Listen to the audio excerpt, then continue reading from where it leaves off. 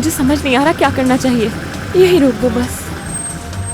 गुलजार, मेरे पास एक आइडिया है। तुम यहाँ बैठकर मेरा इंतजार करो, मैं अंदर जाकर देखता हूँ कि क्या हो रहा है। समझ रही हो ना? हाँ। सूजन साहिबा, ये कोई मजाक के खेल नहीं है। गुलजार बाहर इंतजार कर रही है और मैं आपको यहाँ से ले जाने आया। क्या कहा तुमने? मैं सुन नहीं पा रही हूँ, बहुत शोर है यहाँ। बहुत अफसोस हुआ। शुक्रिया। तुरुल, हमें तो लगा कि तुम यहाँ से कुछ दिन दूर रहोगे, लेकिन तुमने हैरान कर दिया। मैंने सोचा आज रात खुद को कहीं पर मसरूफ कर लेता हूँ, तो सोचा यहाँ चला हूँ। अरे छोड़ो इसे, वो देखो, वो चल रही है। चलो चलो चलते हैं।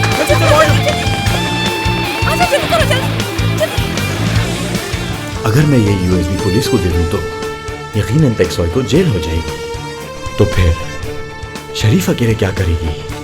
मेरे पास सिर्फ एक ही गोली है और ये मुझे सही जगह पर इस्तेमाल करनी है।